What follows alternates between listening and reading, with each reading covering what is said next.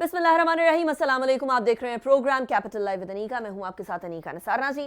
पाकिस्तानी सियासत के अंदर एक पुराने खिलाड़ी ने वापसी का ऐलान कर दिया।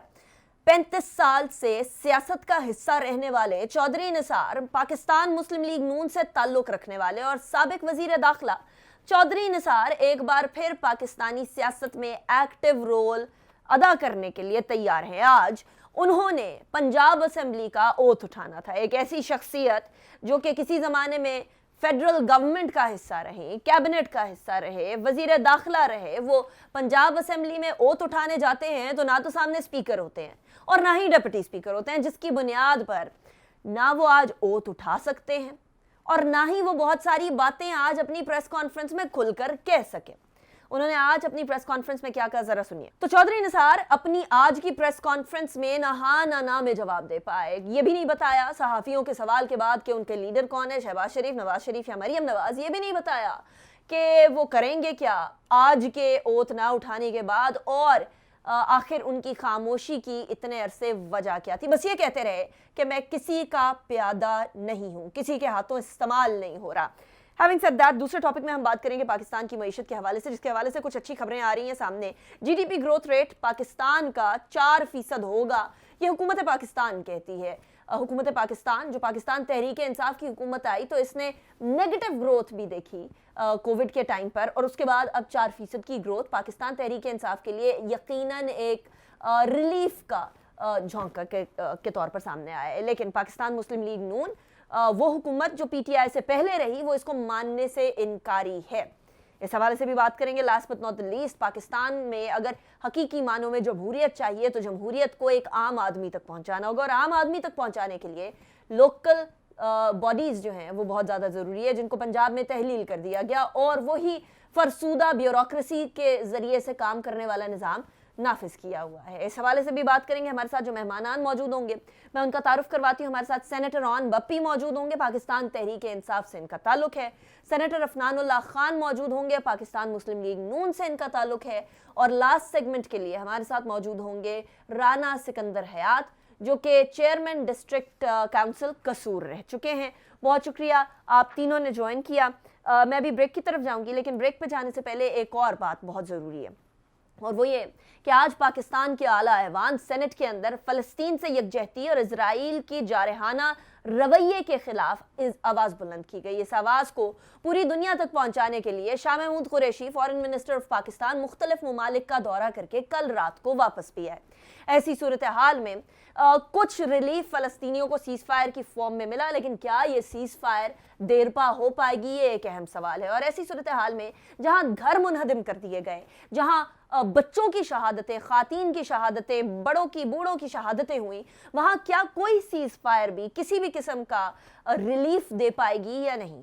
ऐसी सूरत हाल में वज़ीर ख़ारजा पाकिस्तान शाह महमूद कुरैशी CNN को भी इंटरव्यू देते हैं। इस इंटरव्यू के अंदर एक पहले से सेट शुदा एजेंडा नज़र आता है। एक ऐसी सहाफ़ी जो कि शायद ख़ुद भी इजराइल से कहीं ना कहीं कुछ ना कुछ एक सॉफ्ट कॉर्नर रखती हैं, वो मौजूद थी। उनको ये तक मालूम ना था कि शाह महमूद कुरैशी साहब फॉरेन मिनिस्टर हैं, एम्बेसडर नहीं हैं।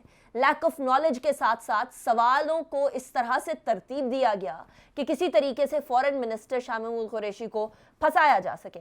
Having said that, Shah Mahmood Qureshi ने बड़ा वाज़े कर दिया कि वो किसी तरीके से एंटी सेमाइट नहीं है, जिसका उन पे इल्ज़ाम धरा गया, लेकिन इजराइल के जारहाना रवैये को किसी तरीके से एक्सप्लेन भी नहीं किया जा सकता। ये क्विकली एक क्लिप मुलाहिजा करिएगा, उसके बाद फिर ब्रेक की तरफ जाएंगे। अभी ब्रेक की तरफ चलते हैं, ब्रेक के बाद वापस आएंगे, उसके बाद फिर बाकायदा डिस्कशन का आगाज करेंगे।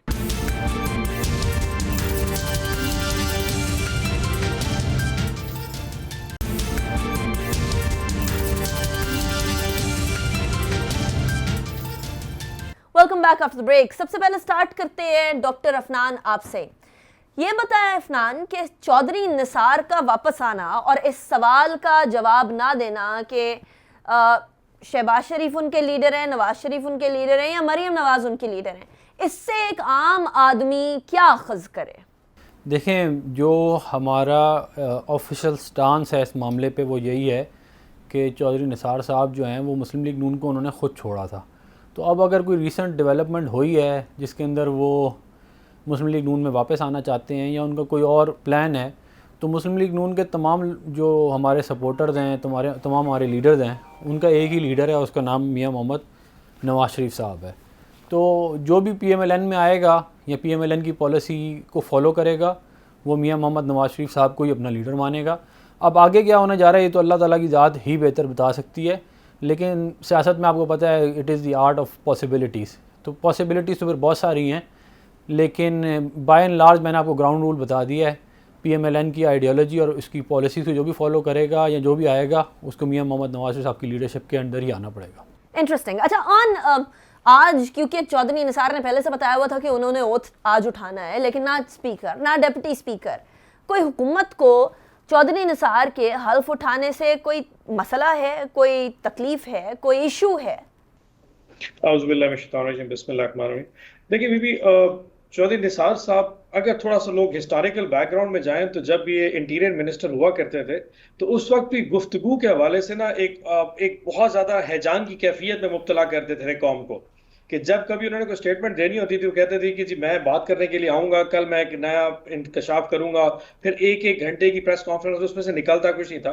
सो मेरे ख्याल में इस दफा भी शायद वो ये समझ रहे थे कि मैंने 3 महीने पहले ऐलान कर दिया था कि फलाने महीने की फलानी डेट को मैं लाहौर पहुंचूंगा फलाने टाइम पे, तो उस वक्त रेड कार्पेट वेलकम होगा और मेरे लिए ओथ उठाया जाएगा। I think he forgot to realise कि वो एक मेंबर ऑफ प्रोविंशियल असेंबली है, जिनको बाकी मेंबर्स ऑफ प्रोविंशियल असेंबली को जिस तरह लॉज को फॉलो करना चाहिए उस तरह उनको भी फॉलो करना पड़ता है। और वो जो पुराना दौर था जिसमें उनकी एक बहुत बड़ा करिश्मा और ऑरा हुआ करता था as a federal interior minister, अब ये दौर नहीं रहा। और अगर 3 साल तक उन्होंने एक कानूनी इंस्टीट्यूशंस को जिस तरीके से इग्नोर किया, हल्फ ना उठा के, और इस वक्त ये फैसला किया जब गवर्नमेंट एक ऑर्डिनेंस के थ्रू एक डिसीजन लेने आ रही थी कि हर वो शख्स जिसने कुछ अरसे तक अपना ओथ नहीं उठाया उसको डीसीट कर जाएगा, तो अचानक उनको वो पॉलिटिकल एक गेम नजर आई कि मैं अगर यहां से डीसीट हो गया तो शायद बाय इलेक्शन आ जाएगा, जो कि ऑब्वियसली नून लीग और PTI का आपस में कंटेस्ट होगा जिसमें वो दोनों जाने को तैयार नहीं। तो इस सारी गेम को देखते आज वो ओथ उठाने इत्तेफाक ये था कि आज के दिन में दोनों लोग मौजूद नहीं थे।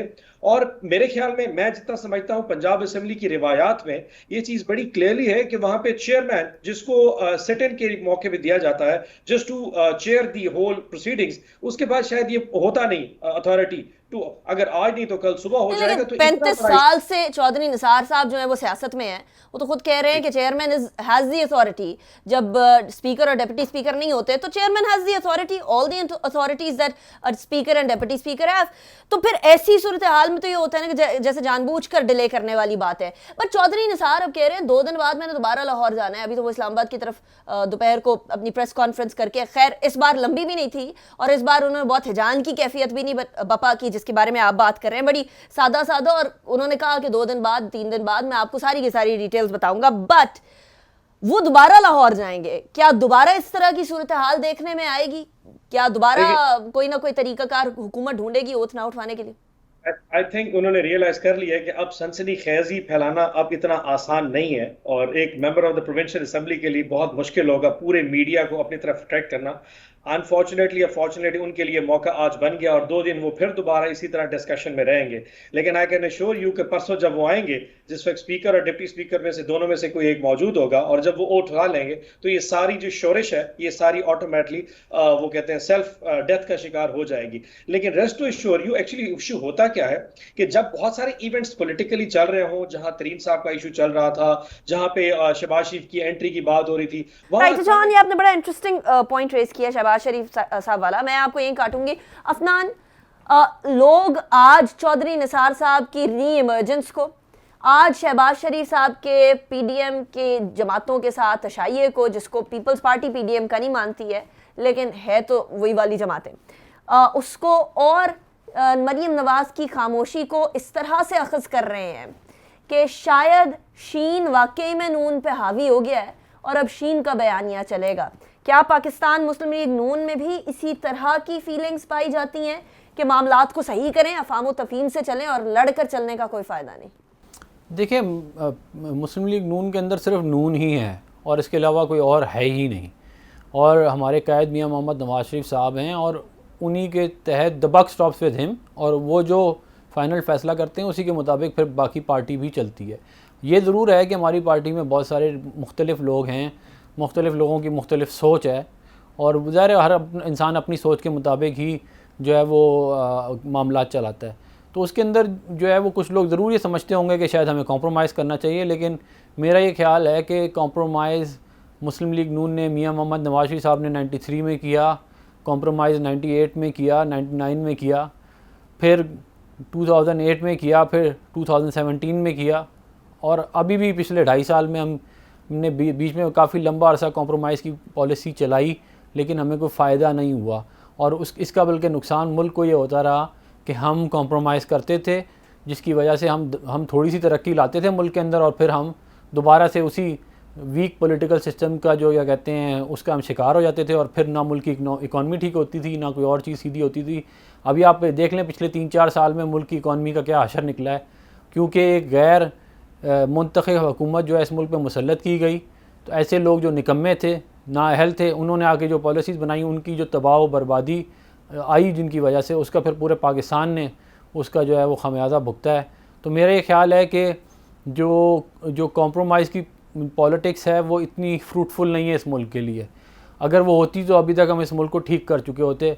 और उसकी एक बुनियादी वजह ये भी है कि हम ये समझते हैं कि दूसरी साइड के ऊपर से ऑनेस्टली बिहेव भी नहीं किया जाता। जब ज़रूरत होती है तो वो आ जाते हैं, जब नहीं ज़रूरत होती तो फिर गायब हो जाते हैं। तो इसलिए मेरा ये ख्याल है कि हमें वोट को इज़्ज़त दो की जो हमारी आइडियोलॉजी है उसके साथ खड़ा होना चाहिए। इक़्तिदार आने जाने वाली चीज़ है, वो आ जाए तो ठीक है, नहीं आए तो भी ठीक है। राइट। अच्छा, ऑन खान साहब को एक सजेशन दी है चौधरी निसार ने, और आपको पता है बड़े पुराने दोस्त भी रहे हैं चौधरी निसार खान साहब के, उनके हवाले से एक सॉफ्ट कॉर्नर भी रखते हैं, लेकिन वो कहते हैं कि ठंडा करके खाएं, इतनी जल्दी नहीं। जब कोई इख्तदार में आ जाता है, नॉट जस्ट खान साहब, वो सबकी बात कर रहे थे, कोई इख्तदार में आ जाता है तो उनके इर्द गिर्द जो लोग जमा हो जाते हैं वो इख्तदार में आने वाले को सुकून में नहीं रहने देते एंड क्लियरली थिंक नहीं करने देते। तो वो कह रहे हैं कि बेसिकली खान साहब ठंडा करके खाएं। इस सजेशन को, आप इसको एडवाइस कह लीजिए, इसको कैसे देखती है पीटीआई और पीटीआई के अराकीन?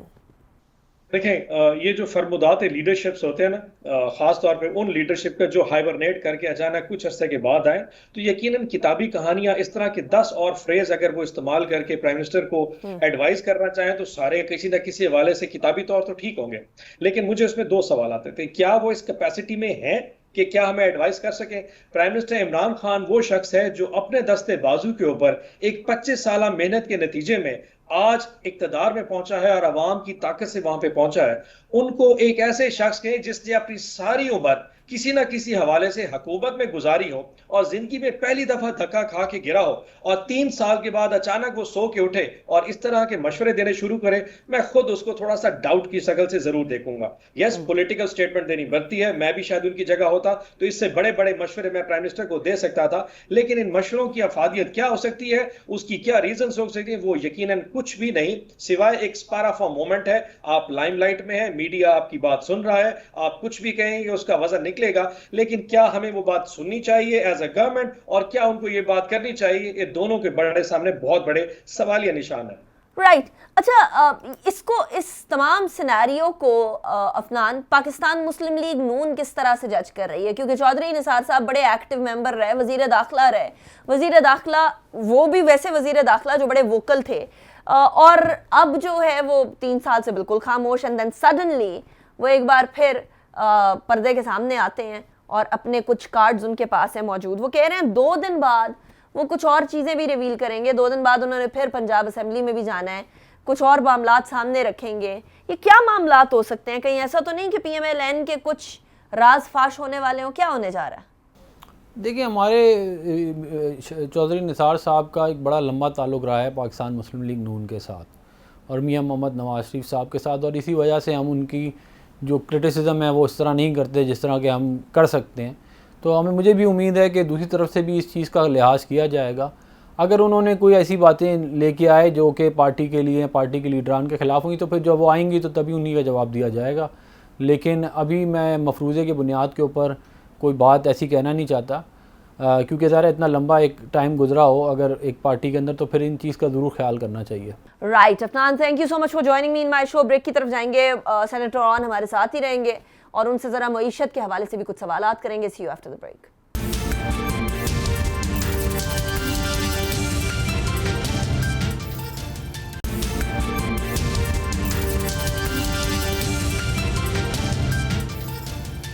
Welcome back after break. सियासत के बाद जरा मईशत के ऊपर भी बात करते हैं। 4% बता रही है पाकिस्तान तहरीक इंसाफ के जीडीपी ग्रोथ रहेगी। इससे पहले कोरोना के टाइम पर यह नेगेटिव ग्रोथ के अंदर भी जा चुकी थी और उससे पहले पाकिस्तान मुस्लिम लीग नून बेसिकली सबसे ज्यादा इसी बात की तानाजनी पीटीआई को करती है कि हम तो 5.6% पे जीडीपी ग्रोथ देकर गए थे और आप लोगों ने उसको नेगेटिव में कर दिया। अब ये 4% आने के बाद भी ऑन पाकिस्तान मुस्लिम लीग नून एक्सेप्ट नहीं कर रही है कि ये वाकई में 4% जीडीपी ग्रोथ होगी। यानी इन अदर वर्ड्स वो कह रहे हैं कि आपने इदारा शुमारियात के जो सरबराह हैं वो तो रखे नहीं हैं और फिर आप फिगर फज कर रहे हैं। अब ये वही जमात है जिसको किसी ज़माने में आप फिगर फजिंग का इल्ज़ाम लगाया करते थे या दिया करते थे और आज वो आप पे फिगर फजिंग का इल्ज़ाम लगा रहे हैं। क्या ये फिगर फजिंग का इल्ज़ाम पॉलिटिकल नॉर्म तो नहीं बन गया है? नॉर्म तो मैं नहीं कह सकता, लेकिन ये है कि मैं इनकी डिसअपॉइंटमेंट जरूर कह सकता हूँ। आप अनिका देखिए, पिछले 3 सालों में जब जब इदारा शुमारियात ने फिगर्स ऐसी दी जो कि डिसअपॉइंटिंग थी, मिसाल के तौर पे एग्जैक्टली आज से कोई 1.5 माह पहले उन्होंने आखिरी दफा फिगर दी थी रमजान महीने से पहले कि इस वक्त पाकिस्तान में महंगाई की शरह 11.6% हो गई। तो एक हैजान की कैफियत आ गई थी। पूरा पाकिस्तान और पूरी ऑपोजिशन शाम को 7 से लेके 11 बजे तक उन्होंने पूरे ऐसे टॉक शोज पे ऐसे हमारे साथ रवैया रवा रखा कि शायद इस पाकिस्तान के सबसे बड़े दुश्मन हम हैं। इसके बाद जो महंगाई, टमाटर की कीमतें, चिकन की कीमतें, जो जो उन्होंने कहा वो रात को ऐसे कोट की जाती थी कि शायद टमाटर और मुर्गी हमारी वजह से महंगी हो गई और हमारी किसी मंतक को कभी भी किसी ने नहीं सुना। हुआ ये कि जब पिछले साल जब कोविड अपने पीक के ऊपर था और पहला लॉकडाउन लगा था, मैं जून 2020 की बात कर रहा हूं, तो उस वक्त पूरी दुनिया एक शॉकिंग सिचुएशन में थी और हमने भी एक एहतियात मोहतात रवैये के मुताबिक 1.9 या 2% की ग्रोथ की फिगर उस वक्त प्रेडिक्ट की थी कि शायद इस पूरे अगले साल में ये चीजें इस हिसाब से इंप्रूव ना करें जो हम चाहते थे। अल्हम्दुलिल्लाह अल्लाह का खास करम रहा और प्राइम मिनिस्टर इमरान खान की एक अच्छी सोच, स्मार्ट लॉकडाउन, इकोनॉमी पे ध्यान देना, फिर फॉरेन टाइज इन्वॉल्व करना, यूरोपियन कंट्रीज के साथ अपनी एक ऐसी एसोसिएशन जिनमें हमारी एक्सपोर्ट्स बढ़ती गई, चीजें ऐसी इंप्रूव कर गई और आखिर में अल्लाह का खास करना ये हो कि जो एग्रीकल्चर थी, जो कि हमारी एक बैकबोन है पूरी सी, वो 4.5% पे आके उसने ग्रो कर गया। यानी कि आपकी गंदम की फसल, आपके गन्ने की फसल, चावल और मकई, 4 जो कैश क्रॉप्स थी वो मुतवातिर 4, 6, 7 और 9.5% पे जाकर उन्होंने आउट परफॉर्म किया। ओवरऑल एग्रीकल्चर 4.5% परफॉर्म कर गई। मतलब आप देखें, पाकिस्तान की हारीक में 2.80 करोड़ मैट्रिक टन की पैदावार हमने कभी गंदम की नहीं देखी। 8.10 करोड़ की प्रोडक्शन गन्ने की हमने कभी नहीं देखी। और प्लस जिम्मेदार को जब गन्ने में 300 रुपया मन मिला और गंदम के ऊपर उसको 1800 रुपया मन मिला, तो ऑटोमेटिकली वो इतना इनकम जनरेट हुई, उसने इकोनॉमी अपना असर दिखाया। 7 लार्ज स्केल मैन्युफैक्चरिंग भी परफॉर्म कर रही थी और सर्विसेज सेक्टर जो है वो 4.5% पे और लार्ज स्केल तकरीबन 9% परफॉर्म कर गई। जब ये सारी फिगर्स कटी हुई तो उन्होंने प्रेजेंट करके पाकिस्तान इस वक्त अल्हम्दुलिल्लाह 3.94% पे जाके ग्रो करने जा रहा है। अब इस फिगर को देख के ऑपोजिशन कैसे रिएक्ट करती, वो ऑटोमेटिक यही रिएक्शन था जो आप लोग उनकी बता रहे हैं कि वो बहुत। अब मैं थोड़ा सा आपको कंपैरिजन दे दूं, अगर हम 4% पे ग्रो करते हैं और हम 24 अरब डॉलर के ज़खायर दिखाते हैं फॉरेन के रिजर्व्स के, और हर महीने 2.6 अरब डॉलर की रेमिटेंस दिखा दें, और पाकिस्तान का जो इस वक्त करंट अकाउंट का खसारा है जो सरप्लस में 1 अरब डॉलर दिखा दें, और पाकिस्तान में टेक्सटाइल, एग्रीकल्चर, हर इंडस्ट्री को पॉजिटिव दिखाएं, तो आपको फजिंग शायद 2018 की फिगर पे आएगी जब नवाज शरीफ की गवर्नमेंट का आखिरी साल था और इन्होंने 5% की जीडीपी दिखाई थी लेकिन रिजर्व सिर्फ 4 अरब डॉलर के थे। उस वक्त हमारी अनएम्प्लॉयमेंट लोएस्ट सतह पे आ गई थी, रेमिटेंसेस लोएस्ट पे भी चली गई थी और करंट अकाउंट का खसारा 20 अरब डॉलर पे था। तो मैं ये कहते हुए मुझे शायद अजीब सा लगे कि उस वक्त की 5% ग्रोथ के साथ इनकी फिगर्स और आज 4% के साथ हमारी फिगर्स, इस पे बहुत सारा वेरिएशन है। तो what are we expecting out of the budget then? क्योंकि अब इस साल का बजट बड़ा जरूरी होगा, उसके बाद आपके पास 2 साल रह जाएंगे। 2 साल वो होते हैं जहां सारी कंसोलिडेशन होती है, आपकी इकोनॉमिक पॉलिसी, जो मैक्रो इकोनॉमिक इंडिकेटर्स को आप लोगों ने बेहतर बनाने की कोशिश की, अब उसके कंसोलिडेशन का टाइम आ गया है और ये वाला budget is very important and pivotal for that. What should we expect? क्या तवक्कुआत रखें इस साल के बजट से? एग्रीकल्चर बहुत ज़्यादा एक एग्रीकल्चर फ्रेंडली बजट आने की तवक्को है। हम जो लोन्स हैं एग्रीकल्चर लोन्स के लिए सस्ते इंटरेस्ट रेट्स के ऊपर, वेरी लो इंटरेस्ट रेट पे एग्रीकल्चर की लोनिंग को आउट परफॉर्म करेंगे। कंस्ट्रक्शन इंडस्ट्री के लिए फर्दर प्राइम मिनिस्टर साहब इस वक्त प्लान कर रहे हैं कि उनको और पुश किया जाए ताकि वो परफॉर्म कर सकें। टेक्सटाइल और लार्ज स्केल मैन्युफैक्चरिंग ऑलरेडी कर रही है, तो हमारा मेन जो फोकस होगा इन पे होगा। नंबर 3, हम टैक्स के हवाले से थोड़ा करेंगे कि जो ऑलरेडी टैक्स होल्डर्स हैं उन पे थोड़ा सा प्रेशर को कम किया जाए। 29 लाख एंटी टैक्स होल्डर हमारे पास मौजूद है। 22 करोड़ में से 29 लाख कुछ भी नहीं है। ऑल्दो कि हमारी टैक्स रिकवरी 3.8 खरब रुपए की साल की रिकॉर्ड रिकवरी है टैक्स में, लेकिन हमें अपना टैक्स बेस को बढ़ाना है। लेकिन उसके साथ साथ जो लोग ऑलरेडी टैक्स में मौजूद है उस पर थोड़ा सा प्रेशर को कम करेंगे और सेल्फ असेसमेंट जो है टैक्स में उसको हम लेके आना चाह रहे हैं ताकि लोग अपने आप को खुद असेस करें और टैक्स देना शुरू करें। और कोशिश ये करेंगे कि ऑनलाइन टैक्स कलेक्शन शुरू हो जाए ताकि जो एक व्यू है पॉइंट ऑफ व्यू के जी करप्शन होती है टैक्स के महकमे में उसको भी स्टॉप किया जा सके। और third and the fourth most important वो होगा सर्विस सेक्टर। हमारा सर्विस सेक्टर इस साल 4.4% पे बहुत जबरदस्त परफॉर्म कर रहा है। हमें इस पे थोड़ा सा और फोकस करने की जरूरत है क्योंकि लोगों ने डाउन साइजिंग की है, चाहे वो रिटेल मार्केट्स थी, चाहे होलसेल की मार्केट्स थी, चाहे बैंकिंग सेक्टर था, उस पे उतनी एक्सपेंशन नहीं हो सकती जो हम देख रहे थे। लेकिन अब 4% रिकवरी के बाद हम एक्सपेक्ट करेंगे कि इस साल सर्विसेज करें। आखिरी चीज जो बहुत इंपॉर्टेंट है, जो हमारी लैकिंग रहेगी, जिसपे हम खास तौर पे ध्यान, वो है फॉरेन डायरेक्ट इन्वेस्टमेंट। हमारी इस साल फॉरेन डायरेक्ट इन्वेस्टमेंट बहुत कम रही है, जो कि पिछले सालों के मुताबिक कम रही है। अल्हम्दुलिल्लाह अगर 4% की ग्रोथ दुनिया ने देख ली तो हम एक्सपेक्ट करते हैं कि दुनिया में बहुत सारी जो फॉरेन डायरेक्ट इन्वेस्टमेंट है वो सिर्फ पेट्रोलियम एनर्जी में नहीं आएंगी, और भी तमाम शोबों में, जो कि बैंकिंग जिसमें शामिल है, चाहे एग्रीकल्चर है, चाहे मैन्युफैक्चरिंग है, उसमें हम एक्सपेक्ट करेंगे दुनिया में हम फॉरेन डायरेक्ट इन्वेस्टमेंट को पाकिस्तान में ट्रैक करें। सो ये 3-4 मेजर शोबे हैं जिस पे करेंगे, और अवाम के ऊपर जो प्रेशर है उसको कम से कम करने के लिए हम देखेंगे कि बिजली की खास तौर पे पेमेंट्स को कैसे लेके चल रहा है। कैपेसिटी पेमेंट्स एक बहुत बड़ा इशू है हमारे लिए कि वो कैपेसिटी पेमेंट 1180 अरब रुपया पर एनम हमें हर सूरत में पे करनी है, तो उनको कैसे रीनिगोशिएट करना है। IMF के साथ जो हमारी टर्म्स एंड कंडीशन है उनको थोड़ा लीनियंट कराने के हवाले से तरीन साहब, उनसे शौकत तरीन साहब उनके साथ बात करें। सो ये बहुत सारे शोबे हैं। अल्हम्दुलिल्लाह it will be very friendly sort of a budget for the nation. Right. Thank you so much on for joining us in the show. Senator On हमारे साथ मौजूद थे। मैं ब्रेक की तरफ जाऊंगी। ब्रेक के बाद फिर हम बात करेंगे लोकल गवर्नमेंट की। See you after the break.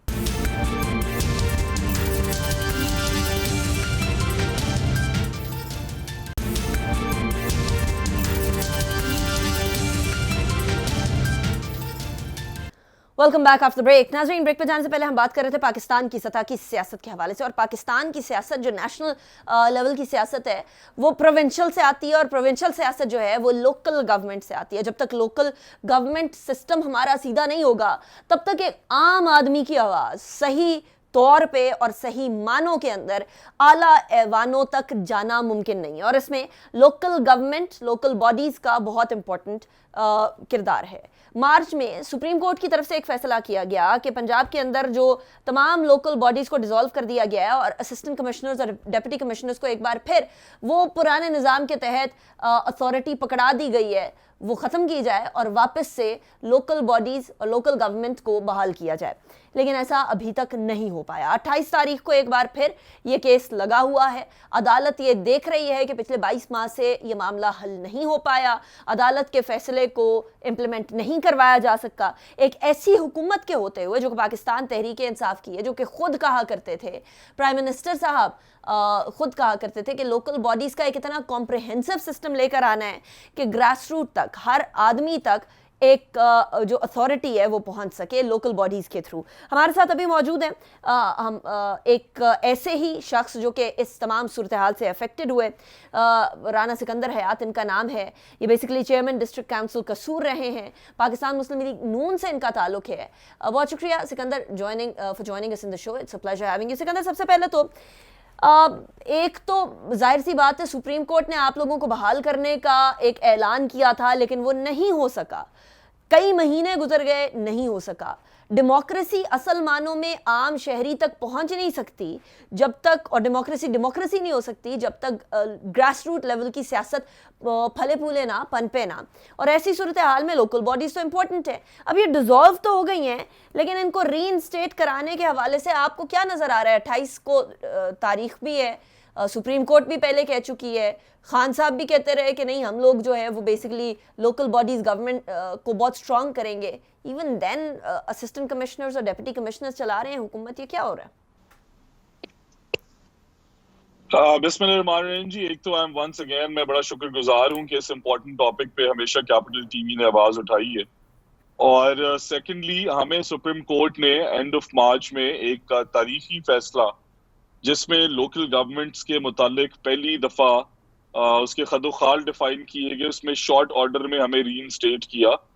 Punjab के अंदर 12 करोड़ अवाम विच इज 60% ऑफ पाकिस्तान के लोगों को पिछले 22 महीने से लोकल गवर्नमेंट से महरूम रखा गया।